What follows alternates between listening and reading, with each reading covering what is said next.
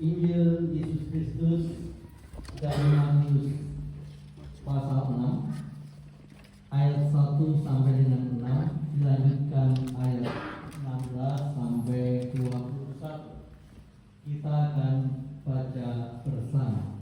1, 2, 3. Ingatlah, jangan kamu melakukan kewajiban agamamu di hadapan orang supaya dilihat mereka.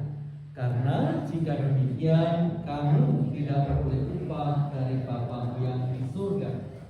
Jadi, apabila engkau memberi sedekah, janganlah engkau mencanangkan hal itu, seperti yang dilakukan orang munafik di rumah ibadah dan didorong supaya mereka dipuji orang. Aku berkata kepadamu, sesungguhnya mereka sudah mendapat upahnya.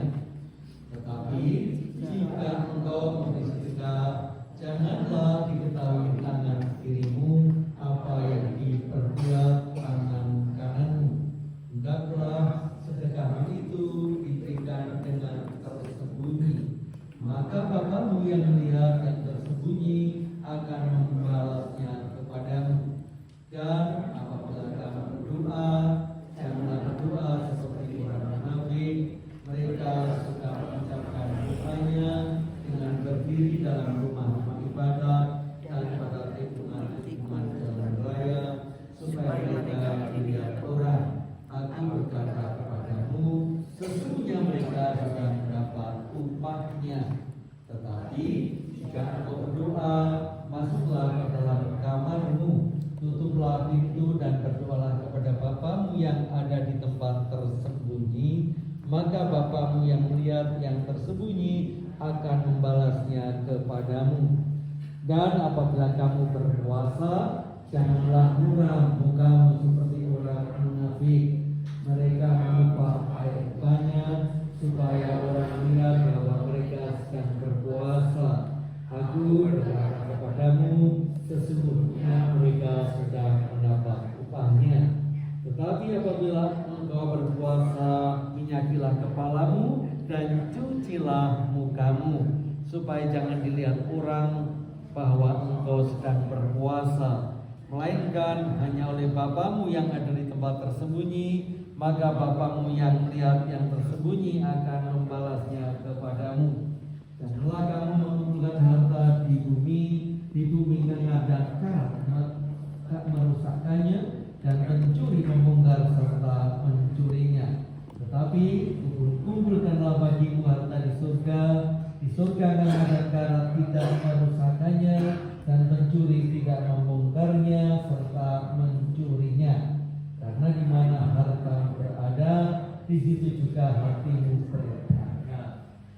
Demikianlah Injil Yesus Kristus. Berbahagia kita mendengar, menaruh dalam hatinya, lalu menghidupkannya. Hosiana.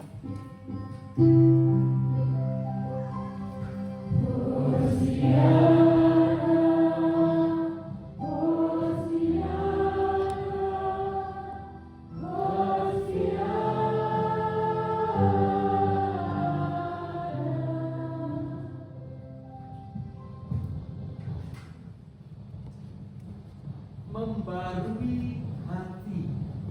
Kalau dulu pakai H, sekarang nggak pakai H. Membarui hati dengan mawas diri.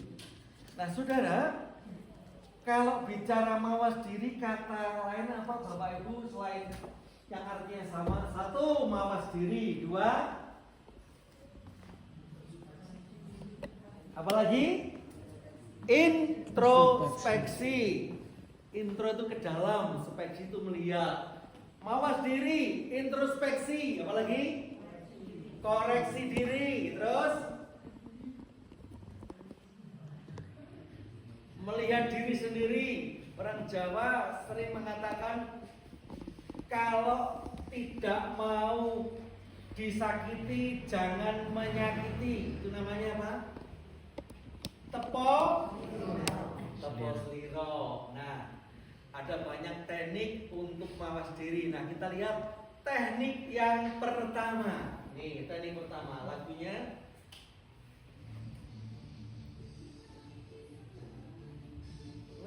suaranya gini.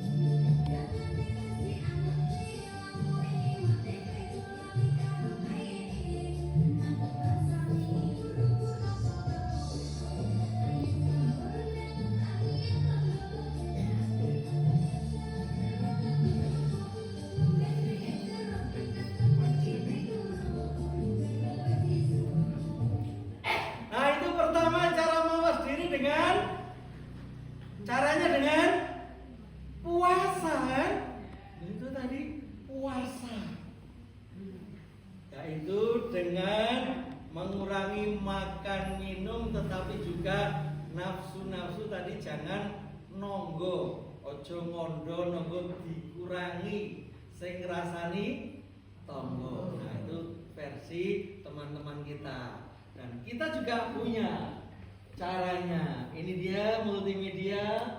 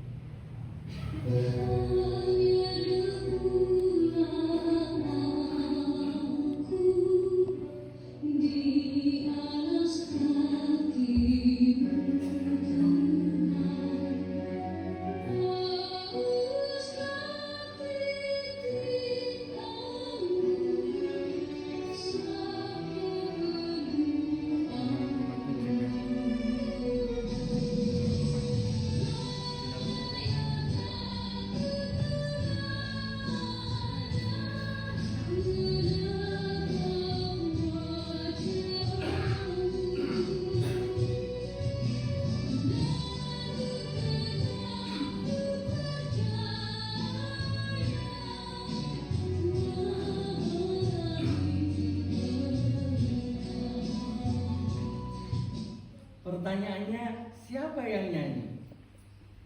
Siapa yang nyanyi? Tahu? Ini yang nyanyi namanya Lisa Arianto. Kalau browsing itu yang menyanyikan ini Lisa Arianto, anaknya Arianto. Nah, saudara, selain Paskah yang selain puasa, kita juga diajak untuk menyadari bahwa kita ini hanyalah debu, hanyalah lebu. Kalau bahasa Jawanya tidak ada artinya butiran debu. Supaya kita sadar, kita introspeksi, kita mawas diri. Kalau kemarin kita masuk minggu apa Bapak Ibu? Transfigurasi, yaitu Tuhan dimuliakan di atas gunung. Ternyata ketika Yesus dimuliakan, maka muridnya belum langsung bisa menerima, bahkan masih berpikir tentang materi, akan membuatkan rumah gitu kan. Yang satu rumah untuk Tuhan Yesus, yang satu untuk Musa, yang satu untuk Elia. Jadi gambaran kemuliaan manusia itu kadang-kadang hanya sebatas yang materi. Bahkan ketika ikut Tuhan, seringkali penilaiannya itu dari sesuatu yang dunia, walaupun sok-sok kayaknya rohani. paling banyak datang ke gereja. Bapak Ibu tahu siapa paling banyak datang ke gereja di GKJ Mertowitan? Pendeta. Namanya Pujo Nugroho. Sekarang saya udah pindah di Banten dan kalah dengan Mas Pujo. Tiap hari tidurnya di gereja. Jadi itulah kemuliaan itu bukan kemuliaan, bicara kemuliaan secara duniawi. Karena apapun mulianya manusia, kita hanyalah Debu yang sementara nanti hilang. Mari kita memasuki Rabu Abu. Kita akan melihat bagaimana cara Tuhan agar kita mawas diri. Pertama dari kitab Nabi Yesaya.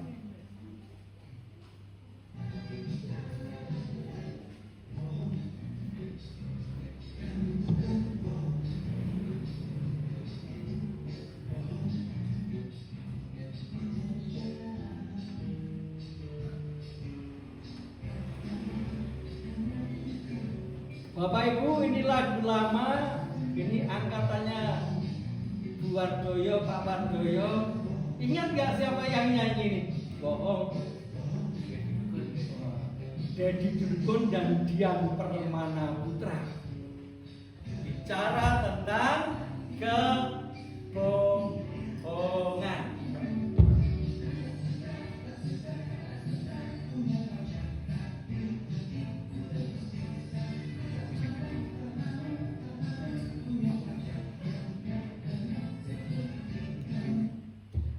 Kita akan baca Bapak Ibu satu ayatnya dulu, bukan ayatnya tapi keterangan dari kitab suci. Kesalehan yang palsu dan yang sejati. Bapak Ibu, seringkali kita melihat sebuah perilaku manusia, kita akan katakan salah, benar, dosa, suci. Sehingga kalau kita berpikir ke situ, maka kita terjebak pada sebuah penghakiman, lalu kemarahan, lalu balas dendam, lalu sakit hati. Hari ini dari apa yang dikatakan oleh Yesaya, orang yang berkuasa tetapi penuh kebohongan, orang yang berkuasa tetapi gosip, kira-kira itu fakta atau hoax atau berita palsu? Fakta. Itu kenyataan. Maka orang pakai topeng. Topeng itu bahasa Latinnya persona. Jadi persona itu artinya topeng. Lalu menjadi personality, kepribadian. Nah, menarik. Jebul. Kepribadian seseorang itu karena sebuah kontrak sosial. Akibat pergaulan maka ada kesepakatan untuk menutupi. Karena kadang-kadang orang nggak mau terus terang. Maka itulah budaya. Di Jawa paling terkenal namanya abang-abang lampi. Istilahnya apa ya? Bahasa basi. Etok elo niku. Apakah itu dosa? Ya, kalau dari sisi kemuliaan dosa, jelas dosa. Tapi itulah keadaan manusia yang harus kita sadari, bahwa dalam kehidupan manusia ada bentuk-bentuk kemunafikan. Dan kemunafikan itu jangan selalu diadili, disalahkan, tapi itulah kenyataan. Ketika kita tidak melakukan, rasanya bersalah. Kalau melakukan, dia tahu. Berarti tidak pundi niki etok-etoke teng gereja. Padahal gereja tenan kok etok-etoke. Tapi itu sebuah konstruksi sosial. Itu sebuah kenyataan dimanapun itu terjadi, bahwa sebuah budaya termasuk berpuasa, termasuk berdoa, ketika sudah ada di dalam kehidupan dunia, tidak ada yang sempurna. Suka atau tidak suka, kita sering juga melakukannya. Apalagi kalau banyak teman, ya kan? Maka di Indonesia terkenal gotong royong. Bagus mana? Korupsi untuk sendiri atau korupsi gotong royong? Oh, semuanya dapat bagian. Bagus nggak Bapak Ibu? Bagus. Nah, itu kenyataan. Jadi kita nggak usah menghakimi bagus atau tidak. Kita menyadari itulah kemunafikan yang terjadi di dalam kehidupan, supaya kita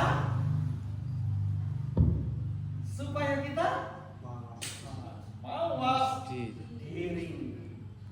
Itu yang pertama. Yang kedua,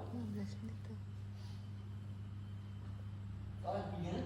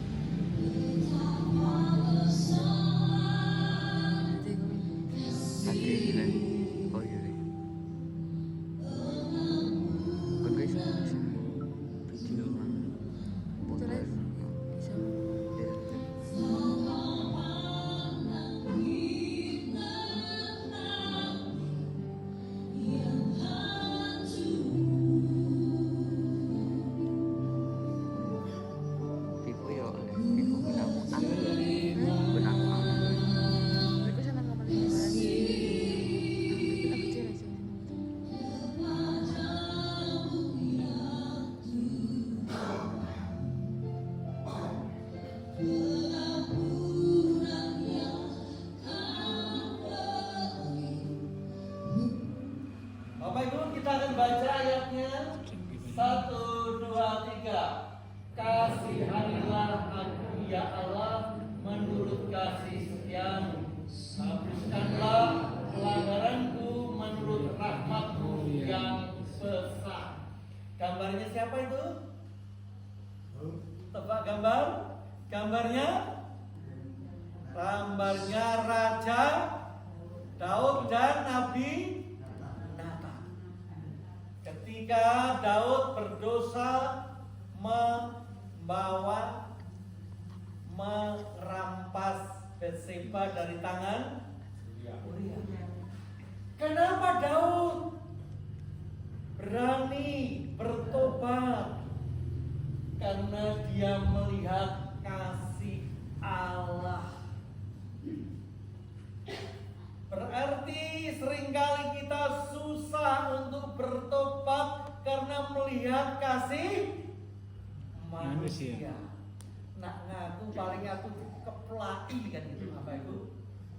Ada banyak orang takut untuk bertobat, takut untuk mengaku kesalahan karena sudah dilakukan, tapi justru dibully, dibicarakan, dijadikan pembicaraan, semua orang diberitahu, Kalau bahasa Jawanya tuh yang paling gayat diundang, dikukur, goroe, ya kan? Maka ketika kita melihat kasih manusia, susah kita bertobat karena kita takut. Hari ini kita mawas diri. Mari seperti Daud untuk melihat kasih yang ilahi, sehingga benar-benar kita bisa, kalau kita sudah bertobat, itulah hasil mawas diri, maka kita akan memperbarui hati. Itu kan temanya, memperbarui hati dengan mawas diri. Hati kita baru ketika kasih Allah itu adalah kasih yang benar-benar memulihkan. Kita nggak usah terkontaminasi dengan kasih manusia. Kasih manusia itu bukan hanya bertobat, tapi kalah dengan uang, kalah dengan kepentingan. Jadi kalau sudah kasih manusia, kadang-kadang kita nggak ngerti, berganti-ganti. Tapi kasih Allah dalam segala suasana, ketika kita memawas diri hanya pada kasih Allah yang menjadi orientasi, kita akan bisa memperbarui hati kita. Selanjutnya dari Paulus, saudara.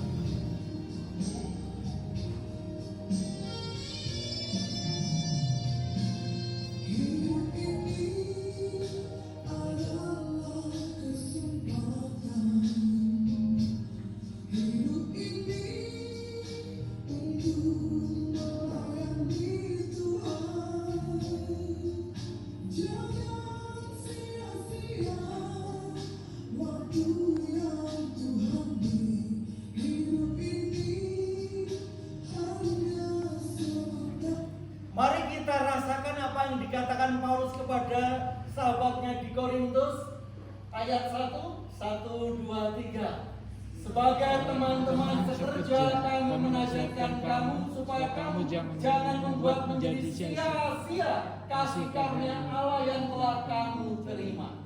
Jangan sia-siakan kasih karunia.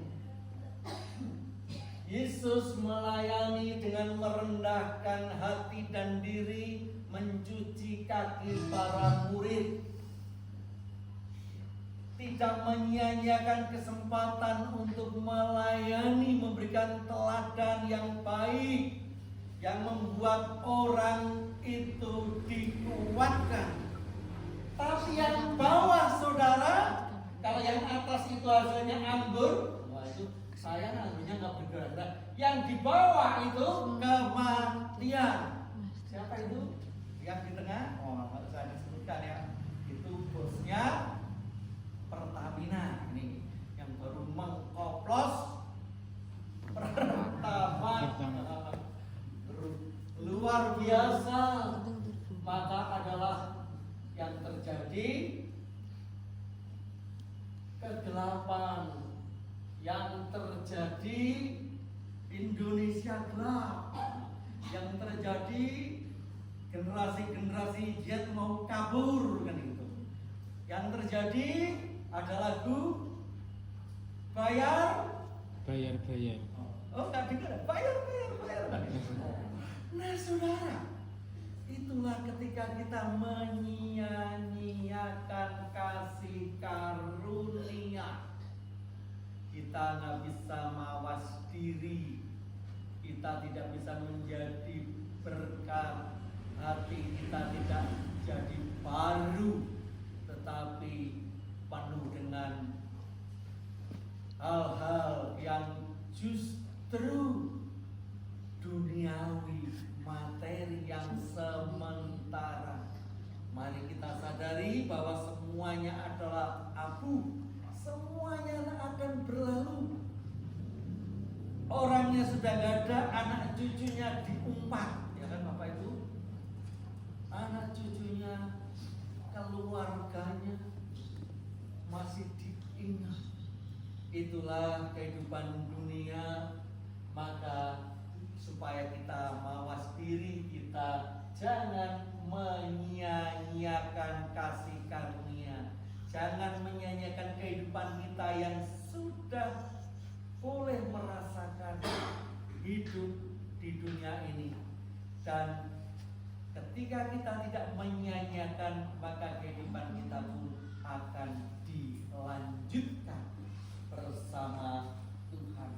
Tapi kita harus menyadari itu semua kasih karunia. Walaupun kita debu, walaupun kita lemah, kita bisa melakukan yang terbaik, jangan disia-siakan. Dan yang terakhir, mari kita lihat. Ada? Nah, ini dia lagunya.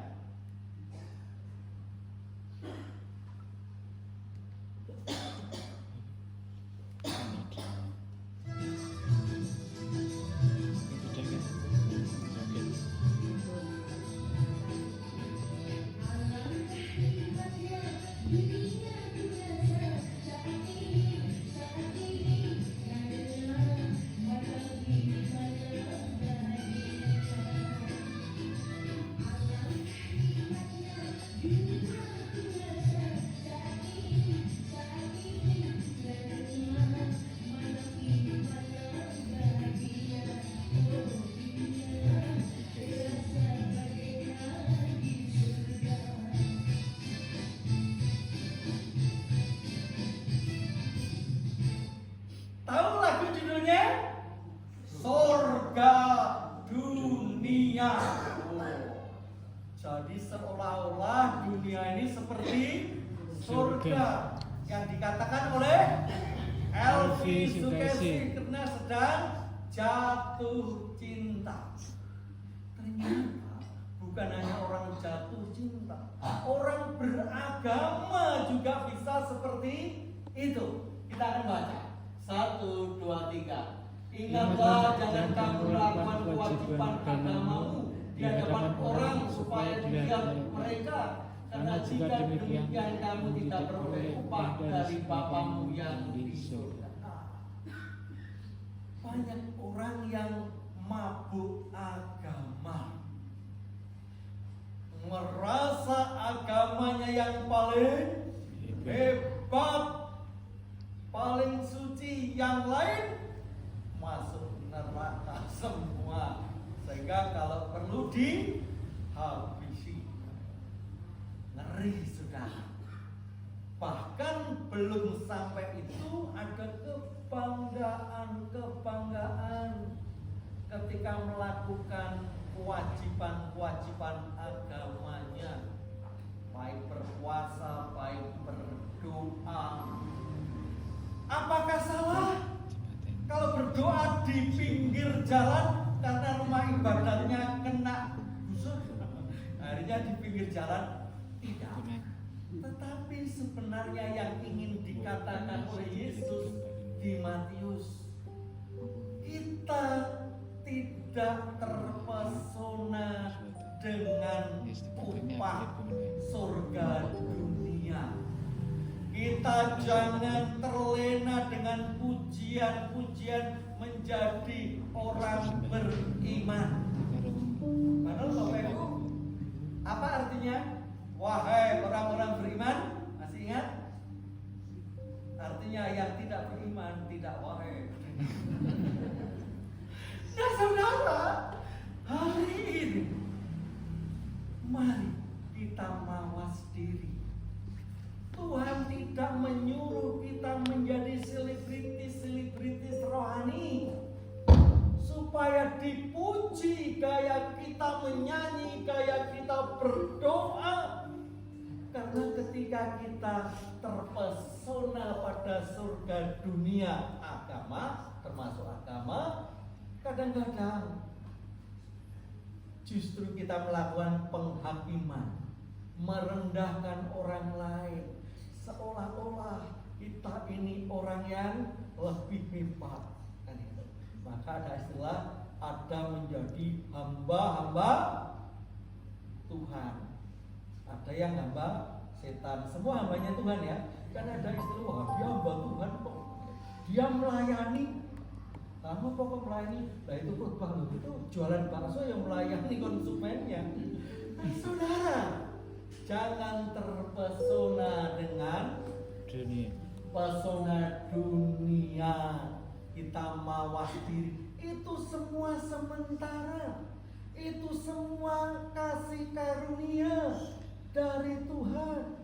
Supaya kita semakin rendah hati, semakin kita bisa memperbarui hati dan